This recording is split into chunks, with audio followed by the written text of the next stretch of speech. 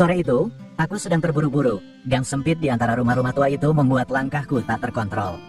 Tanpa sengaja, aku menabrak seorang wanita yang kelihatannya juga sedang buru-buru keluar gang, dan hampir saja dia terjatuh. "Maaf, Bu, saya nggak sengaja. Saya buru-buru," kataku cepat sambil menahan lengannya.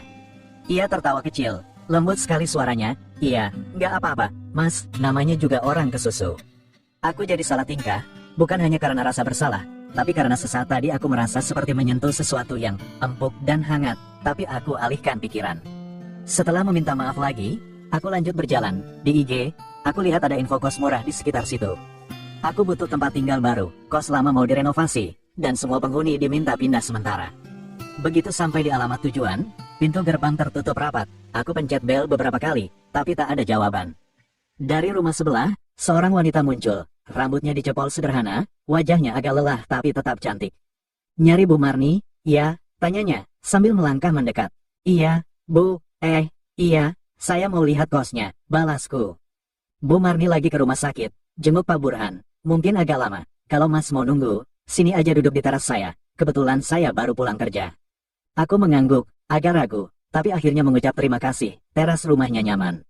Ia membuatkan teh hangat, lalu duduk bersamaku.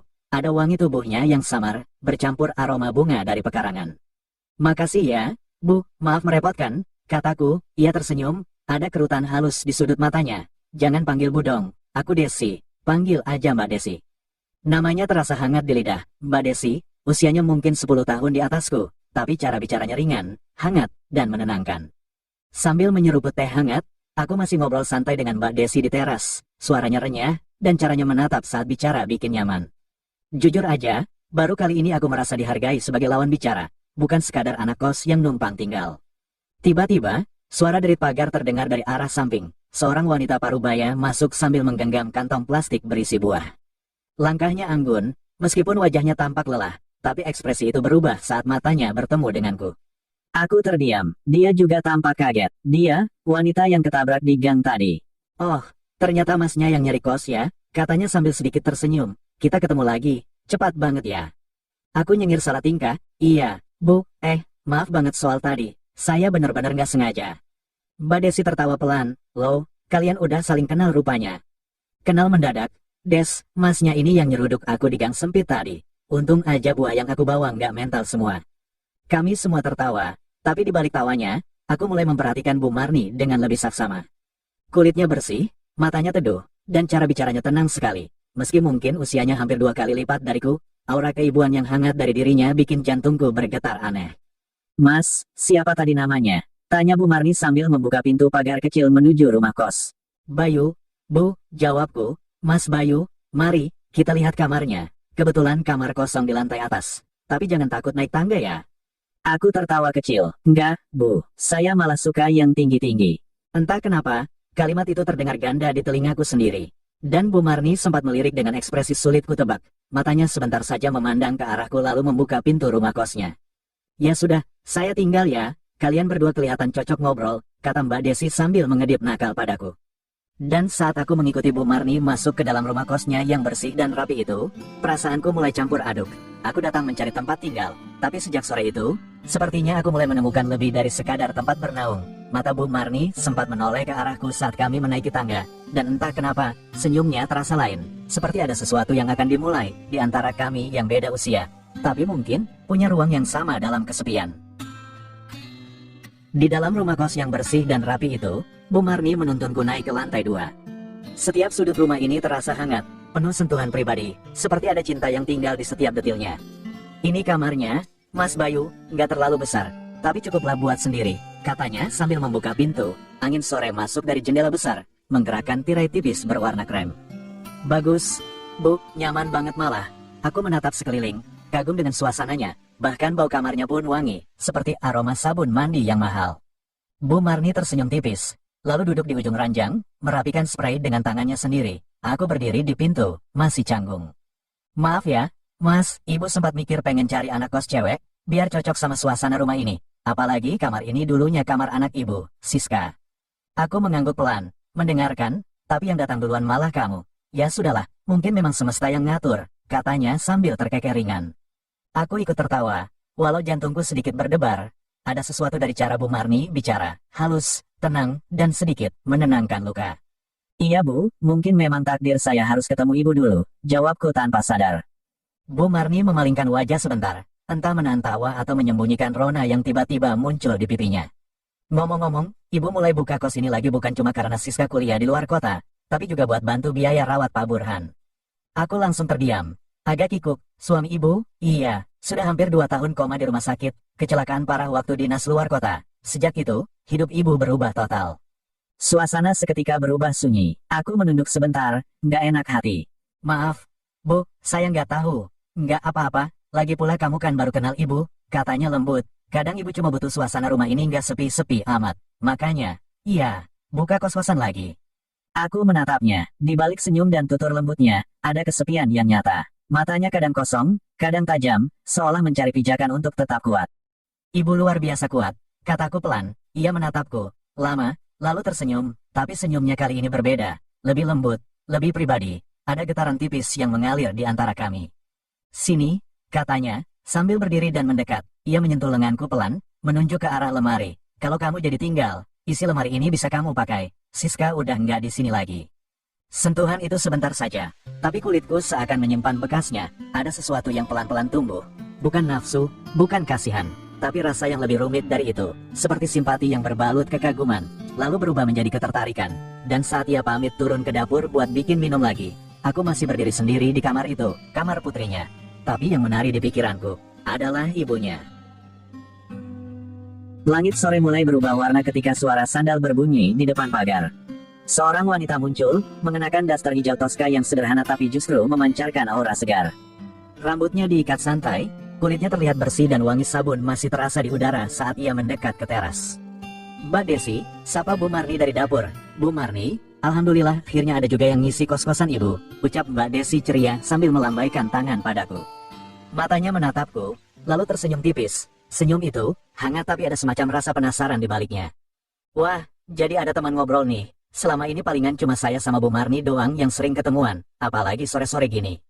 Bu Marni ikut duduk, menyuguhkan kue kecil dan teh. Iya, ini kompleks kos makin sepi. Siska kuliah di luar kota, Pak Burhan juga. Ya, kamu udah tahulah tadi. Aku mengangguk pelan, tapi mataku sempat melirik ke Mbak Desi. Walau usianya 30-an, parasnya masih segar. Senyumannya manis, dan cara dia menatapku seolah membuatku nggak nyaman sekaligus penasaran. Mereka ngobrol akrab, layaknya dua sahabat lama. Kadang Bu Marni menyentuh tangan Mbak Desi, kadang Mbak Desi tertawa sambil melirikku cepat-cepat. Entah kenapa, aku merasa seperti masuk ke dunia baru yang aneh tapi menarik. Mas Joni belum pulang juga, iya, Des? Tanya Bu Marni. Belum, Bu, baru setahun ini kerja di Taiwan. Katanya sih 2 tahun lagi baru bisa pulang. Tapi ya gitu deh, kadang seminggu sekali baru nelpon. Jawab Mbak Desi dengan tawa ringan yang terdengar menutupi sepi. Aku hanya diam, menyimak. Tapi batinku bergolak, ada sesuatu dari kedua wanita ini yang membuat hatiku rawan. Yang satu lembut dan tenang seperti senja yang menenangkan, Bu Marni. Yang satu segar dan genit halus seperti gerimis di musim kemarau, Mbak Desi. Mas Bayu, kamu udah nyaman belum sama kamarnya? Tanya Desi sambil memutar cangkir tehnya. Nyaman sih, Mbak, tapi saya belum bawa barang, jadi nanti malam saya balik dulu ke kos lama. Besok pagi saya balik lagi sekalian bawa koper. Oh alah, iya ya, biar lebih tenang. Ya, iya Bu, Mbak, saya pamit dulu. Ya, besok saya balik lagi. Terima kasih buat semuanya hari ini. Bu Marni berdiri dan menghantarku sampai pagar. Hati-hati di jalan ya, Mas Bayu. Sementara dari balik punggung Bu Marni, mata Mbak Desi masih menatapku, lama, seolah berkata, besok kamu balik ke rumah ini, dan cerita kita baru akan dimulai. Dan aku pun melangkah pergi, membawa satu ransel kecil dan kepala yang penuh tanya, tentang dua wanita dewasa di rumah gang sempit yang baru saja mengajakku masuk ke dunia yang belum pernah ku sentuh sebelumnya. Aku balik ke kosan pagi itu, bawa koper dan kardus isinya baju sama perlengkapan. Matahari belum tinggi, dan suara burung masih rame di pepohonan yang kecil itu. Pas sampai depan pagar, Bu Marni udah di teras, nyapu sambil pakai daster panjang warna hijau daun. Rambutnya digulung sederhana, tapi tetap kelihatan anggun dan seger banget buat wanita seusianya. Oh, Mas Bayu, pagi-pagi udah datang ya? Iya Bu, maksudnya, Bu Marni, jawabku agak gugup. Hehe, masuk aja, katanya sambil tersenyum. Dari belakang, suara lain terdengar. Wah, akhirnya, penghuni baru datang juga, kata Mbak Desi sambil keluar rumahnya yang hanya dibatasi pagar pendek dengan rumah Bu Marni.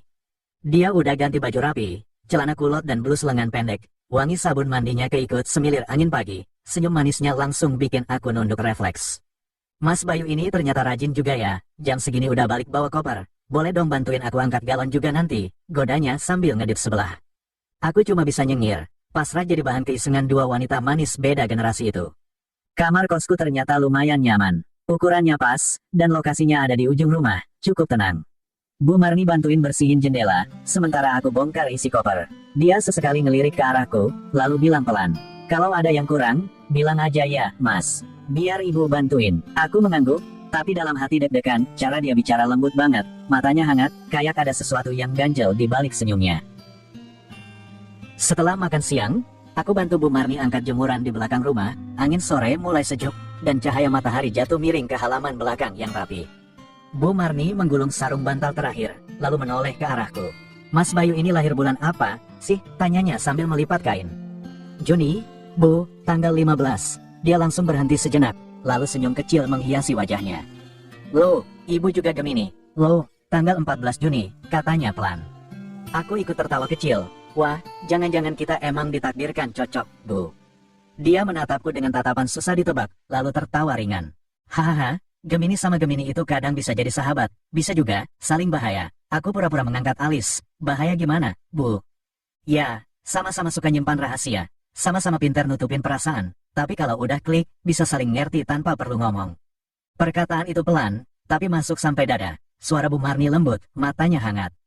Dan entah kenapa, untuk sesaat, suasana terasa lebih sunyi dari sebelumnya. Angin berhenti sebentar, waktu seperti melambat.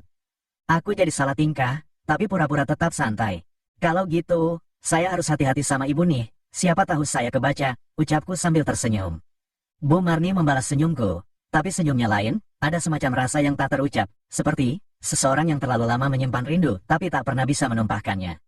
Aku memang Gemini, tahun ini usiaku genap 23. Sudah 4 tahun aku merantau ke kota ini, kuliah sambil kerja seadanya. Aku ambil jurusan teknik elektro, sekarang udah masuk semester akhir, dan untungnya, skillku lumayan. Udah setahun terakhir ini aku nyambi kerja freelance, kadang jadi tukang servis AC, kulkas, bahkan kipas angin butut, lumayan buat nambah uang makan dan bayar kos. Tapi ya itu, walau zodiakku Gemini, aku bukan tipe orang yang banyak bicara, aku lebih ke introvert, nggak suka keramaian, apalagi basa-basi yang nggak penting. Di kosan lamaku, yang punya Pak Haji Bambang dan Bu Hajah Irma, aku termasuk penyendiri. Pulang kuliah atau kerja, aku langsung ngerap di kamar. Jarang nongkrong, apalagi ngobrol sama penghuni lain, bukan sok misterius. Tapi emang begitulah aku, soal pacar, jujur, aku belum pernah punya. Banyak yang bilang aku ganteng, badan juga lumayan, hasil sering angkat-angkat barang elektronik berat dan jarang naik motor, jadi lebih banyak jalan kaki. Tapi, entahlah, aku pemalu, bukan tipe yang bisa nyapa cewek duluan atau mulai obrolan basa-basi. Padahal, katanya sih, beberapa mahasiswi bahkan wanita karir pernah terang-terangan nunjukin ketertarikan. Tapi aku cuma bisa senyum kaku, lalu balik lagi ke dunia kecilku yang tenang. Mungkin karena itu juga aku langsung merasa aneh, waktu tiba-tiba merasa cocok dan nyaman ngobrol dengan Bu Marni. Apalagi setelah tahu zodiak kami sama-sama Gemini. Lucu, ya, baru pertama kali aku ngerasa, kayak bukan aku sendiri. Pagi itu, matahari belum terlalu tinggi, udara masih dingin, dan suara burung dari pohon mangga di halaman belakang terdengar samar-samar. Aku keluar kamar pelan-pelan, masih agak ngantuk, niatnya mau ke kamar mandi buat mandi pagi sebelum kuliah. Tapi baru beberapa langkah dari kamarku, aku langsung terhenti. Dari arah kamar mandi, Bu Marni muncul, baru selesai mandi. Rambutnya masih basah, terurai, dan tubuhnya hanya terbalut handuk putih yang dililit rapi di tubuh bagian atasnya. Kami sama-sama kaget. Bu Marni menatapku dengan mata membesar, lalu buru-buru menunduk dan memegang erat handuknya. Aku juga nggak sempat mengalihkan pandangan. Seluruh tubuhku rasanya langsung kaku. Maaf, aku nggak tahu ada kamu di luar, ucap Bu Marni buru-buru, suaranya terdengar gugup tapi tetap lembut. Enggak, aku yang minta maaf, Mbak Marni, kataku cepat-cepat, tapi lidahku agak berbelit. Wajah Bu Marni tampak merona, sungguh, bukan hanya karena selesai mandi air hangat, tapi juga karena malu. Dia buru-buru masuk ke kamarnya, menutup pintu dengan lembut, tanpa berkata lagi. Aku masih berdiri di tempat, terpaku, jantungku berdetak lebih cepat dari biasanya. Dan, entah kenapa, bayangan pagi ini langsung membawaku kembali ke momen di gang sempit hari pertama kami bertemu, saat tubuhku secara tidak sengaja menyenggol bagian empuk di tubuhnya. Sekarang, semuanya terasa seperti potongan-potongan teka-teki yang perlahan mulai menyatu.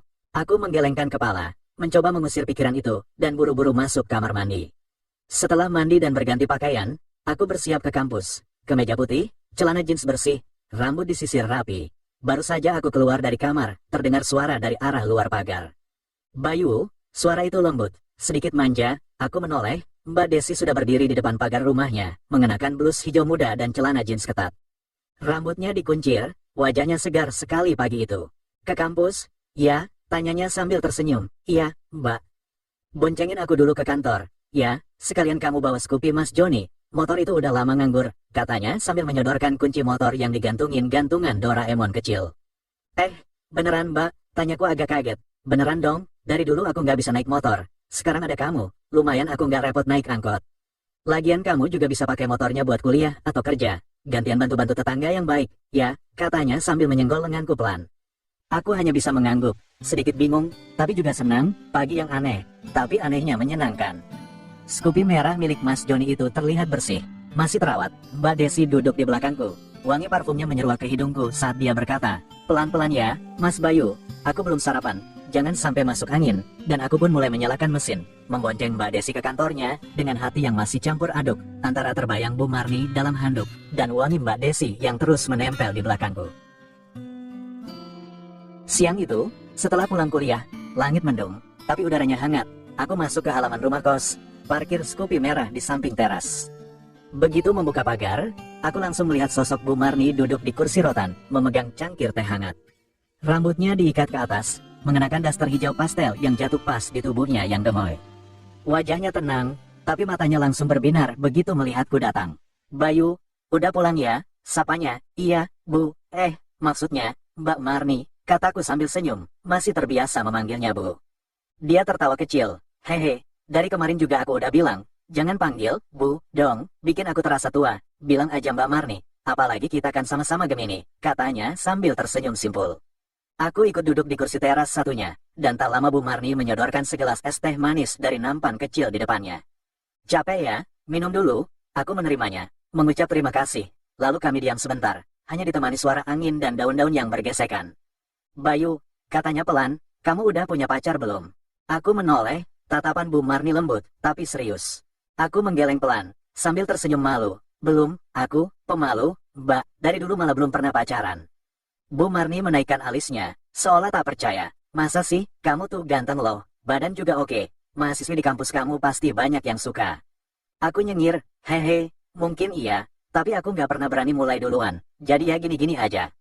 Bu Marni tertawa pelan, tapi nadanya agak dalam. "Lucu ya, kamu ini kayak campuran cowok zaman dulu sama zaman sekarang, malu-malu tapi manis." Aku merasa pipiku hangat, tapi sebelum bisa menjawab, Bu Marni menyandarkan tubuhnya sedikit ke arahku, matanya menatap lurus, dan suaranya berubah lebih lembut. "Kamu tahu nggak, Bayu, terakhir kali aku merasa diperhatikan itu, udah lama banget, sejak Pak Burhan koma. Rasanya rumah ini kosong, hidup juga kosong." Aku terdiam, tak tahu harus membalas apa. Mungkin itu juga sebabnya aku langsung senang waktu kamu datang. Kamu Gemini, aku juga Gemini, tapi kamu juga sopan, nggak genit, dan kelihatan tulus. Aku menelan ludah, gugup, lalu tiba-tiba, Bu Marni tertawa kecil, mencoba mencairkan suasana, tapi tawanya hanya sesaat, kemudian dia berkata lebih pelan, hampir berbisik. "Bayu, kalau kamu nggak keberatan, boleh nggak, aku kadang numpang ngobrol sama kamu, curhat, atau sekadar temani aku duduk seperti ini, soalnya, aku sudah lama merasa sendirian." Aku menatap wajahnya, cantik, matang, ada keteduhan sekaligus rasa sepi yang dalam. Aku mengangguk pelan, aku juga senang ada yang ngajak ngobrol, aku pun selama ini selalu sendiri. "Mbak," dia tersenyum, kali ini senyumnya terasa lebih dekat, matanya berkilau. Lalu dia bangkit berdiri, berjalan masuk ke rumah. Tapi sebelum masuk, dia menoleh lagi, "Nanti malam, kalau kamu belum ngantuk, temani aku ngobrol lagi ya di sini." Dan aku hanya bisa mengangguk lagi, dengan jantung yang berdetak pelan, tapi dalam. Malam itu, habis Isya, suasana rumah sudah sepi. Mbak Desi mungkin sudah masuk ke kamar kontrakannya di sebelah. Suara jangkrik terdengar jelas, bersahut dari arah kebun kecil di belakang rumah. Aku duduk di teras, masih dengan kaos dan celana training setelah mandi. Teh hangat sudah kupersiapkan sendiri di meja, sambil nungguin janji Bu Marni tadi siang. Beberapa menit kemudian, pintu rumah terbuka perlahan, dan muncullah dia. Bu Marni, malam itu, dia mengenakan daster panjang berbahan satin tipis, warna merah marun dengan bunga-bunga kecil. Kainnya jatuh pas membentuk lekuk tubuhnya yang, ya ampun, gemoynya maksimal. Bahunya terbuka sebagian, dan rambutnya tergerai, masih sedikit lembab, aroma sabun dan lotion menyeruak saat dia lewat di sampingku. Aku langsung gugup, pura-pura membetulkan gelas teh, padahal mataku susah berpaling, apalagi waktu dia duduk. Dasternya sedikit tersingkap di bagian lutut, kakinya putih dan jenjang. Dia sadar aku mencuri-curi pandang, tapi pura-pura tidak melihat, senyumnya malah makin tipis, seperti tahu sesuatu. "Loh, Bayu bikin teh juga? Ih, perhatian banget sih," katanya sambil mengambil gelas. Aku nyengir canggung. "Hehe, cuma iseng aja, Mbak. Kamu pasti banyak yang suka ya kalau udah begini," katanya sambil memutar gelas perlahan, punya pembawaan tenang, nggak cerewet, tapi bikin penasaran. Aku menelan ludah, suara Bu Marni malam itu lebih pelan, lebih dalam, dan jujur, bikin merinding. "Bayu," katanya tiba-tiba. Aku menoleh, tatapan kami bertemu, mata coklatnya tampak lembut di bawah lampu teras yang temaram. "Boleh jujur nggak?" tanyanya. Aku mengangguk, "Boleh." Dia menarik napas pelan, lalu berkata, "Kamu itu bikin aku merasa muda lagi. Kamu sopan, nggak neko-neko. Tapi, aku jadi senang nungguin waktu kamu pulang. Tadi siang waktu kamu bilang belum pernah pacaran, aku kayak langsung ingin melindungi kamu." Aku tertawa kecil, gugup, "Aku yang harusnya melindungi, Mbak." Dia menatapku lebih lama. "Ya, mungkin kita bisa saling jaga, saling isi ruang yang kosong." Suasana hening sesaat, hanya suara detak jantungku yang menggema di dada. Tapi entah kenapa, malam itu terasa hangat, terlalu hangat. Lalu tiba-tiba dia bangkit berdiri, membawa gelas kosongnya. Saat melewatiku, tangannya menyentuh pundakku pelan. "Makasih tehnya ya, nanti kalau kamu belum tidur, kita bisa ngobrol di dalam." Di ruang TV, dia masuk perlahan ke dalam rumah, meninggalkan aroma tubuhnya yang lembut dan menggoda. Aku masih duduk di teras, dengan kepala penuh pikiran, dan dada yang makin sesak. Malam ini, terasa berbeda. Ruang TV, malam yang pelan namun penuh isyarat. Setelah beberapa menit nunggu, aku pun masuk pelan ke ruang tengah. Lampu sengaja redup, hanya ada satu lampu pojok yang menyala temaram. Bu Marni sudah duduk di sofa panjang, mengenakan daster yang sama, tapi kini rambutnya diikat ke atas, menyisakan beberapa helaian yang jatuh alami di pelipis. "Masuk, Bayu," katanya sambil menepuk sisi sofa di sebelahnya. Aku duduk hati-hati, menjaga jarak, tapi entah kenapa, aura Bu Marni malam itu bikin tenang. Wajahnya tersenyum, tapi matanya menyimpan sesuatu yang dalam, entah rindu, atau rasa yang sudah lama ia pendam. "Aku suka ruang TV ini," katanya membuka percakapan. "Dulu, sebelum Pak Burhan sakit, kami sering duduk bareng di sini tiap malam, tapi sejak beliau koma, ruang ini jadi sepi."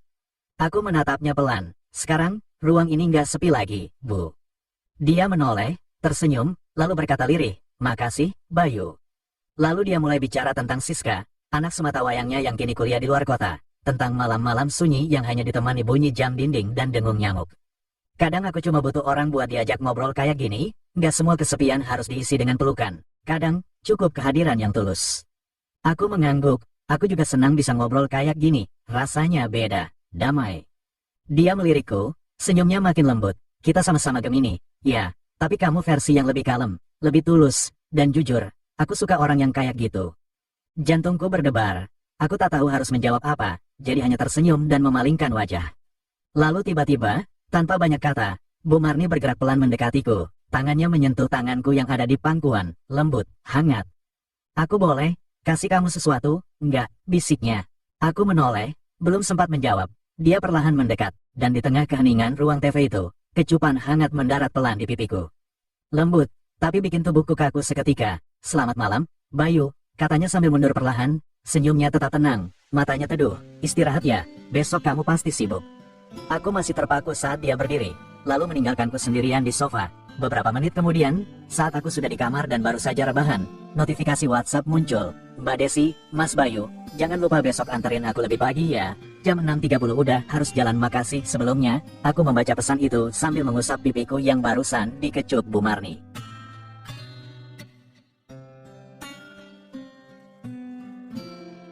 Pagi itu, setelah kejadian malam yang bikin hatiku deg-degan, aku sudah siap di depan rumah seperti janji Mbak Desi. Skupi putih milik Mas Joni sudah siap kupacu, dan tak lama Mbak Desi keluar dari pintu rumahnya. Ia mengenakan blus warna coklat susu yang pas di tubuh dan celana jeans gelap. Rambutnya tergerai rapi, dan aroma parfumnya menguar samar saat ia berjalan mendekat sambil membawa tas kerja. Senyumnya manis, dan sejenak aku lupa Bu Marni pernah menciumku semalam. "Udah siap, Mas Bayu?" tanyanya ceria. "Siap, Mbak." Saat di atas motor, pelan-pelan tangannya melingkar di pinggangku. Baru kali ini aku diboncengi perempuan begini, dan jujur, deg-degan juga. Tapi aku berusaha tetap fokus ke jalan. Kami ngobrol ringan selama perjalanan, dan Mbak Desi tampak nyaman sekali. Jam makan siang, Notifikasi WhatsApp dari Mbak Desi masuk. Mas Bayu, kalau nggak sibuk, makan siang bareng yuk. Aku pengen ngenalin warung soto langganan aku. Deket kok. Aku langsung balas oke. Dan setengah jam kemudian kami bertemu di warung sederhana yang cukup ramai. Saat kami duduk, Mbak Desi membuka pembicaraan sambil meniup uap dari semangkuk sotonya. Warung ini dulu tempat favoritku sama Mas Joni sebelum dia berangkat ke Taiwan. Aku hanya diam, memberi ruang untuknya bicara. Udah setahun lebih dia kerja di sana. Awalnya sih rajin kabar. Tapi sekarang, makin lama makin sepi. Chat dibaca tapi nggak dibalas. Telepon juga nggak pernah diangkat lagi. Aku menatap wajahnya, ada senyum, tapi jelas menyimpan luka. Maaf Mbak, dia menggeleng pelan. Nggak usah minta maaf. Kadang aku juga bingung harus sedih atau marah. Tapi ya begitulah, katanya gosip dari temannya. Mas Joni sekarang dekat sama TKW juga di sana. Entah benar entah nggak. Aku menatapnya, ada sekilas tatapan lelah di matanya, tapi juga kehangatan. Lalu ia tersenyum padaku. Tapi sejak kamu pindah ke kos itu, rasanya, rumahku nggak sesepi biasanya. Dadaku sedikit bergetar. Aku tidak tahu harus membalas apa. Tapi tatapan mata Mbak Desi siang itu terasa berbeda. Mungkin ini bukan cuma makan siang biasa. Malam itu, rumah terasa hening. Angin bertiup pelan dari jendela ruang TV yang sedikit terbuka. Aku baru selesai mandi dan duduk di ruang depan sambil menyelesaikan sedikit tugas kampus di laptop. Tiba-tiba, suara pelan terdengar dari arah dapur. Aku menoleh, Bu Marni berdiri di sana, mengenakan daster biru muda dengan rambut diikat seadanya. Wajahnya sembab, matanya memerah seperti habis menangis. Mas Bayu, katanya pelan. Aku berdiri cepat, meletakkan laptop ke samping. Bu Marni kenapa? Dia tidak langsung menjawab, hanya berdiri diam lalu berjalan mendekat, matanya berkaca-kaca. Tadi sore, waktu jenguk Pak Burhan, dokter bilang kemungkinan sadar dari koma itu kecil sekali. Aku hanya bisa menatapnya, tak tahu harus bicara apa. Lalu ia berkata lagi, suaranya bergetar. Aku tahu itu bisa terjadi, tapi dengar sendiri dari dokter itu, rasanya seperti dijatuhkan dari langit, Mas. Pelan-pelan aku ulurkan tangan, menyentuh lengannya, dia tidak menolak, bahkan tubuhnya sedikit gemetar, dan saat aku berkata, saya ikut sedih, Bu, ia langsung memelukku. Tangisnya pecah di pelukanku. Aku lelah, Mas Bayu, aku capek, aku kesepian, aku udah berusaha kuat terus. Pelukannya bukan sekadar pelukan biasa, ada luka yang dalam di baliknya. Tangannya memeluk pinggangku erat, kepalanya bersandar di dadaku. Aku biarkan semua itu terjadi, membiarkan tangisku sendiri tertahan di tenggorokan. Beberapa menit kami hanya diam, saling diam dalam keheningan malam yang penuh rasa. Setelah isaknya mereda, Bu Marni mendongak sedikit menatapku, mata kami bertemu. Lalu, tanpa banyak kata, dia mendekat dan mencium pipiku lembut. Maaf, Mas, aku cuma butuh merasa nggak sendirian malam ini. Aku hanya mengangguk pelan, lalu dia berdiri, merapikan dasternya, dan sebelum melangkah ke kamarnya, ia menoleh lagi. Selamat malam, Mas Bayu, terima kasih udah ada. Lalu pintu kamarnya tertutup pelan.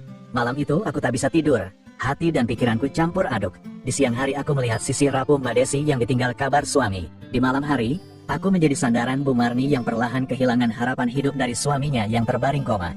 Dan aku, hanya seorang anak kos, yang kini berada di tengah dua wanita yang sama-sama kesepian. Pagi itu aku terbangun dengan perasaan ganjil, udara masih dingin, mentari belum tinggi.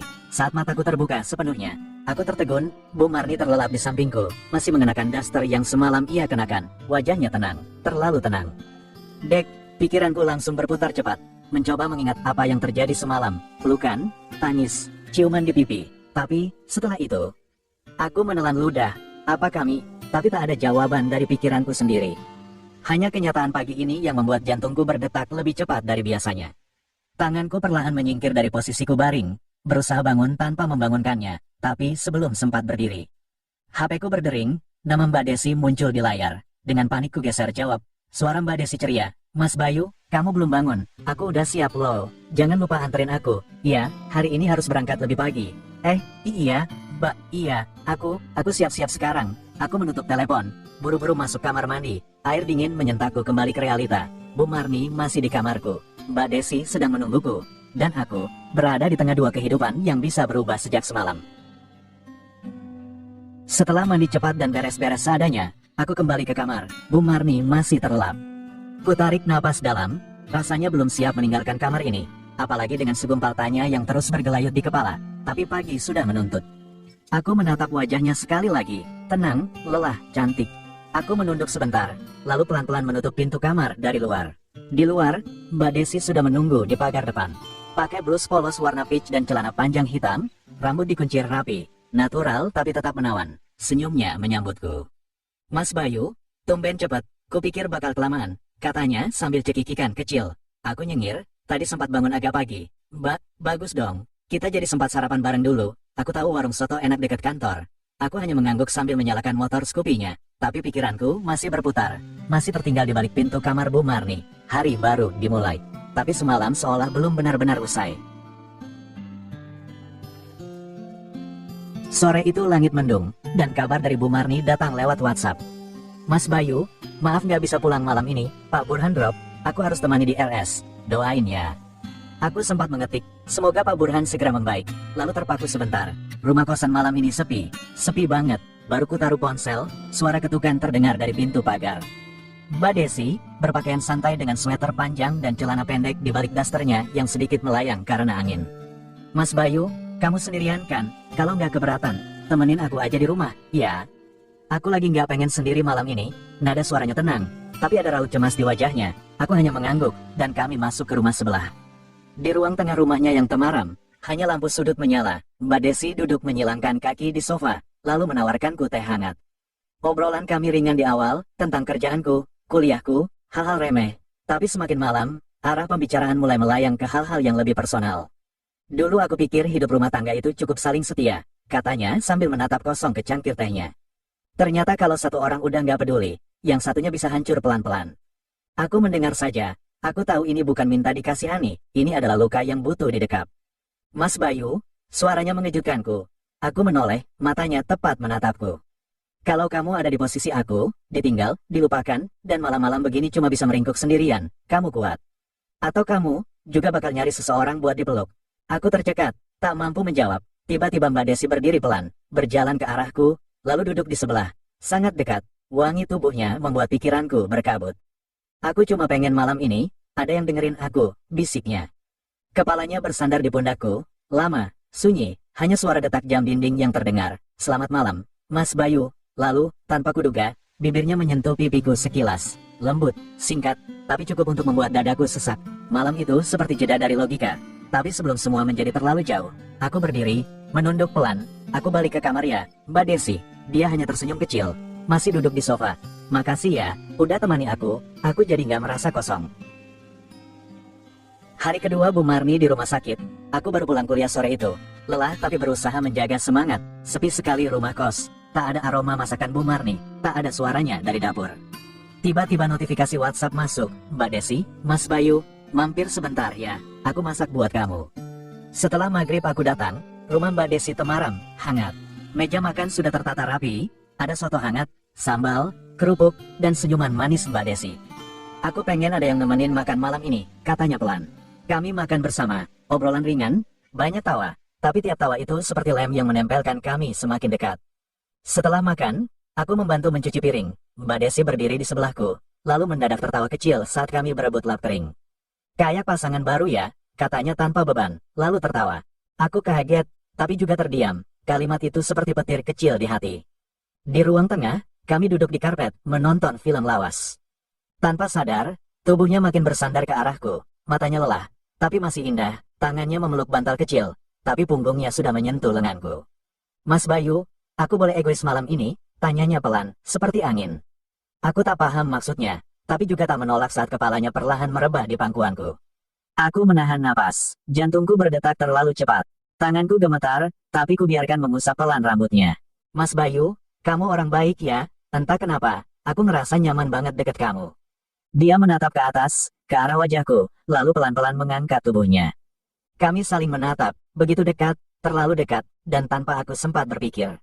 Dahi kami bersentuhan, lalu bibir kami saling menyentuh. Singkat, lembut, tapi cukup untuk membuat dunia terasa hening.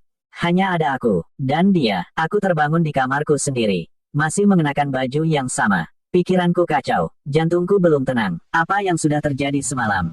Kenapa aku merasa bersalah? Tapi juga, hangat, kupandangi ponselku. Pesan dari Mbak Desi masuk subuh tadi. Terima kasih untuk malam yang tenang, Mas Bayu. Maaf ya, kalau aku terlalu dekat. Aku terdiam lama, antara menyesal, dan berharap malam itu tak segera berlalu. Pagi itu mendung, langit seperti tahu ada kabar yang akan mengubah suasana rumah kos sederhana itu. Aku baru saja selesai mencuci muka saat suara WhatsApp masuk dari Bu Marni. Mas Bayu, Pak Burhan sudah nggak ada, aku terpaku. Pesan singkat itu terasa berat seperti batu besar yang dijatuhkan tepat di dada. Aku langsung menghubungi Bu Marni, dan terdengar suaranya parau menahan tangis. Tadi subuh, setelah 2 hari nggak ada reaksi, detaknya perlahan berhenti. Aku ada di sampingnya, Mas. Hari itu aku langsung ke rumah sakit. Bu Marni tampak lemah, matanya sembab, tapi tetap mencoba tegar di hadapan semua yang layak. Saat melihatku, dia hanya menatap dalam, dan aku tahu, ada banyak hal yang tidak bisa diucapkan saat itu. Sore harinya, jenazah Pak Burhan dimakamkan di TPU dekat rumah. Mbak Desi juga ikut mengantar, berdiri tak jauh dari kami, diam, dan sesekali menatap Bu Marni dengan sorot khawatir. Malamnya, rumah sunyi, semua tamu sudah pulang. Bu Marni duduk sendirian di ruang tamu, menatap kosong. Aku hanya berdiri di ambang pintu, bingung harus berkata apa. Aku udah nggak tahu hidupku mau kemana setelah ini, Mas Bayu. Katanya lirih, Siska jauh. Dan sekarang, aku benar-benar sendirian. Aku mendekat, duduk di sampingnya, memberi pelukan hangat tapi penuh kehati-hatian. Tak ada kata-kata romantis, hanya keheningan yang bicara lebih banyak dari apapun. Seminggu setelah pemakaman Pak Burhan, suasana rumah kos mulai kembali ke rutinitas. Mbak Desi sudah kembali kerja seperti biasa. Aku pun mulai sibuk dengan urusan kampus dan kerja sampingan. Tapi tetap, ada sesuatu yang berbeda. Bu Marni, kini tampak lebih tenang. Tatapan matanya tak lagi sembab, tapi dalam diamnya, ada getar-getar perasaan yang makin terasa setiap aku menatapnya. Rumah terasa lebih sunyi dari biasanya, tapi dalam kesunyian itulah perasaan mulai berani mencari ruang. Malam itu, aku baru selesai mandi, hendak ke dapur ambil minum.